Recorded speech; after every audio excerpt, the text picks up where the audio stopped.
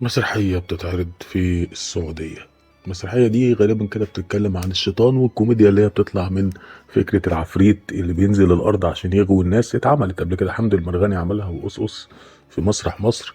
لكن البدلة بتاعت أحمد حلمي قلبت الدنيا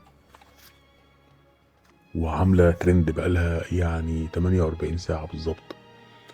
ايه مالها البدلة دي؟ قال لك البدلة دي بتاعت والعياذ بالله الشيطان. طب انت شفت بدلة الشيطان فين اصلا؟ يا ماشي، قال لك ده بافوميت والعياذ بالله يعني.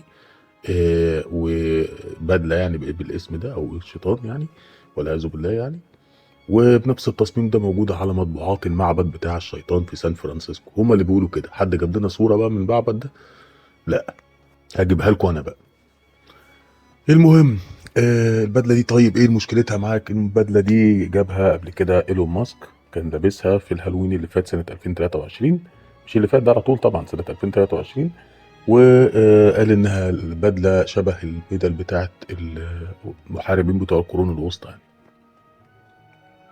طيب ايه مدلول البدله دي؟ قال لك بمنتهى الوضوح والبساطه والحسم، ده ايلون ماسك قال كده، انه للبطل الشيطان. طيب ايه الحكايه بقى؟ يعني ايه المشكله ان واحد يلبس مثلا بدله زي دي؟ الناس كلها على السوشيال ميديا يعني اللي هاجموا احمد حلمي لدرجه ان احمد حلمي قفل التعليقات اساسا على الصور اللي كان منزلها من المسرحيه. بيهاجموه، بيتهموا ان احمد حلمي ماسوني. يعني ايه ماسوني؟ ان هو يعني كده بيعمل حركات ماسونيه. وموضوع ماسونيه ده كتير قوي، ده في صفحات كتيره جدا. اي حركه، اي حد غمز بعينه، رمش بوشه، خلاص رمش بعينه، رمش بعينيه الاتنين او بعين واحده، يقول لك بس ده ماسوني وبيصدر اشارات ماسونيه، لدرجه ان هم قايلين على كريم عبد العزيز كمان ماسوني، واحمد حلمي ماسوني، ومحمد رمضان ماسوني، ولو اني مش من جمهور رمضان خالص يعني، ما بحبش اتفرج على شغله. وقالوا على محمد صلاح ماسوني. تقريبا مفيش حد مش ماسوني بالنسبه للصفحات دي. الصفحات دي طلعت على كل الناس ماسونيه. ولو ضميت ايدك الاتنين على بعض يقول لك دي حركه ماسونيه. طب لو فتحت ايدك يقول لك برضه حركه ماسونيه. ضميت صباعين مش عارف يقول لك ده رمز الشيطان ورمز القرن ورمز مش عارف ايه. شاورت برقم 3 يقول لك ده علامة الشيطان. شاورت برقم 6 يقول لك ده رقم الشيطان. بجد الموضوع اوفر قوي وكتير قوي بصراحة. يعني انا عن نفسي ماشي في ماسونية، ممكن في حركات ماسونية، ايوه بقى ايه بقى واي حد يعني كل الناس بتشاور اشارات ماسونية؟ غريبة. طب هو لما مثلا احمد حلمي، ايه الماسونية اللي بيصدرها للناس يعني؟ هل الاشارات دي لما الناس تروح مشاورة بيها تبقى ايه؟ تبقى وصلت ايه ولا عملت ايه؟ يعني فكره ان هو لابس لبس عليه عين واحده، ايوه ايه بقى؟ بيقول لك ده بيروج للشيطان. ماشي يا سيدي، الله والعياذ بالله. ها بقى، لما يروج ليه ايه؟ بيعملوا دعايه مثلا، نزل انتخابات، ما هو برضه لازم يكون في كلام ليه معنى. طب هل هو بقى بيخدم اجنده الشيطان دي مثلا؟ ماشي، طب كريم عبد العزيز بيخدم الاجنده دي في ايه؟ طب كريم عبد العزيز بيخدمها في ايه؟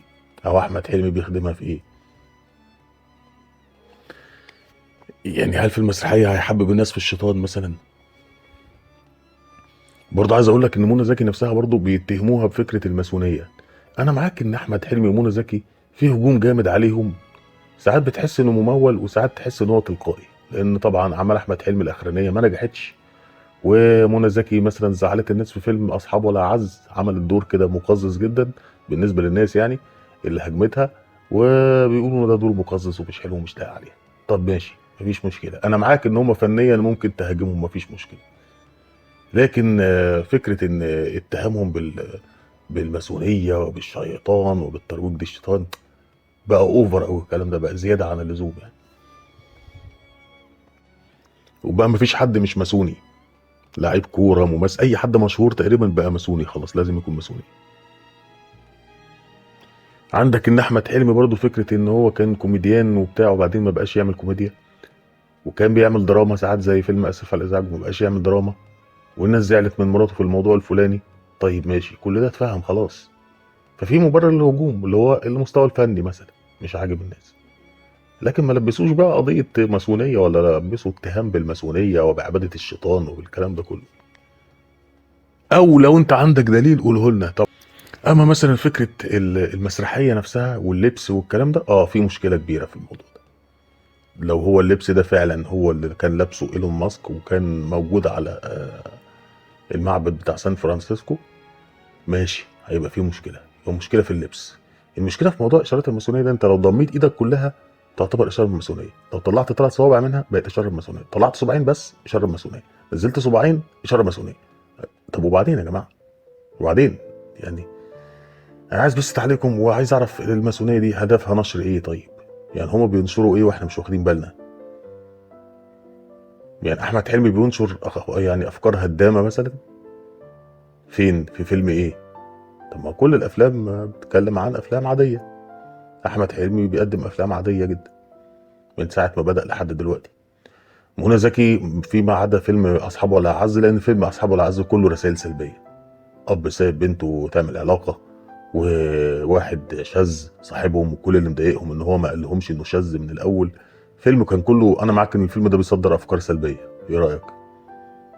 ومنى زكي عايزه تعمل عمق للافلام بتاعتها وهي ما عندهاش عمق ولا عندها رساله ولا عندها اي حاجه من وجهه نظري. ففنيا تقدر تتكلم مع الناس دي وتقول ان هم ما بيقدموش رساله وما بيقدموش اي حاجه، عايزه تنظر وتعمل نفسها عميقه، لكنها انا شايف انها بتقدم افلام سطحيه جدا وتافهه جدا وجهه نظري. احمد حلمي مش بيدعي انه عميق ولا حاجه، بيعمل حاجات كوميديه وبسيطه زي ما كان بيعمل طول الوقت، بس فشل في انه يعمل المستوى اللي الناس اتعودت منه.